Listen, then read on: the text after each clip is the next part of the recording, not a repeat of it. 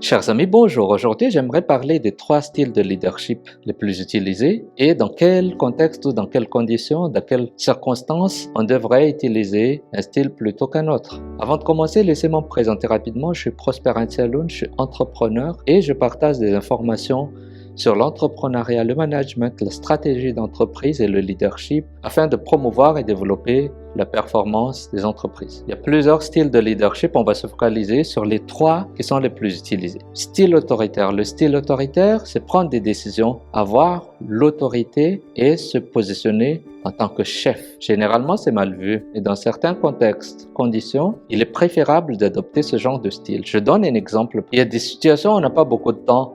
On ne peut pas consulter les autres, on doit avancer, on doit prendre une décision. Donc la décision se base sur notre expérience et bien évidemment sur notre expertise. Ça, c'est la partie rationnelle. Mais il ne faut pas oublier que dans chaque décision, il y a toujours le côté émotionnel. Bien sûr, le côté émotionnel ne doit pas prendre beaucoup plus de place que le côté rationnel, mais c'est l'ensemble de ces 2 aspects qui guident nos décisions. Donc, dans ce cas d'urgence, en tant que manager, en tant que leader, on doit prendre des décisions. Là, on devient autoritaire, c'est-à-dire on prend une décision et les autres doivent accepter et faire avec. L'urgence peut être des défis, par exemple un problème avec un client qui doit être résolu au plus vite, un problème avec un fournisseur, il manque des matières premières, un problème avec l'électricité ou l'énergie par exemple, il faut prendre des décisions et là vous pouvez jouer la carte de l'autorité. Le deuxième style de leadership qu'on va aborder, c'est le leadership transformationnel. Généralement, on l'utilise dans des situations assez complexes, quand on a besoin de changement. Par exemple,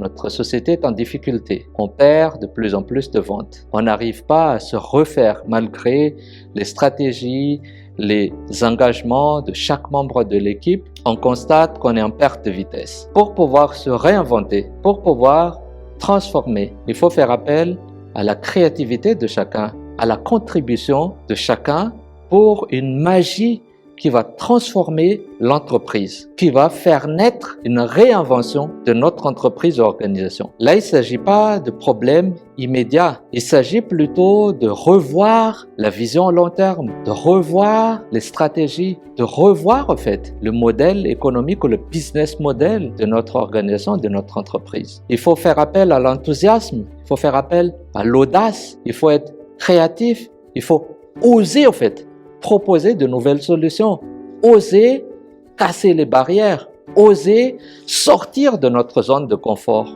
Et c'est là que le leadership transformationnel prend tout son sens. L'idée est de créer une culture inspirante et motivante, prendre des risques, certes calculés, mais avoir de l'audace, aller plus loin en termes de réflexion, en termes d'imagination. Et le rôle du leader, dans ce cas, c'est d'accompagner les gens et d'avancer avec eux. Le troisième style de leadership, c'est le leadership participatif ou le leadership démocratique. Généralement, on fait appel à tout le monde pour contribuer, pour décider ensemble. De manière générale, on fait appel à ce genre d'approche quand on essaie de résoudre des problèmes complexes. Les problèmes complexes demandent plus de variété de techniques, plus de variété de points de vue, mais aussi de la façon de voir les choses. Et ce sont ces variétés, en fait, qui vont contribuer en discutant. Chacun peut, par exemple, proposer des solutions, faire du brainstorming, mais chacun est invité aussi après à discuter, à voir ce qui peut être un risque dans chaque solution, créer un débat. Et c'est à partir de tous ces éléments qu'on essaie de sortir une résolution commune, un seul résultat qui est l'ensemble de contributions de chacun, et c'est ça le leadership participatif. C'est-à-dire qu'on a une décision collaborative. En conclusion, en tant que leader, il n'y a pas de style fixe. Le choix du style de leadership qu'on doit adopter dépend de chaque situation, dépend de l'objectif, dépend des ressources qu'on a en main, ressources temps, ressources financières, ressources techniques, ainsi que les ressources technologiques. Un bon leader, c'est celui qui a choisi l'approche appropriée pour chaque situation. Si vous avez aimé cette vidéo, je vous invite à la partager avec d'autres gens. Sinon, je vous invite à vous abonner à ma page. À très bientôt. Au revoir.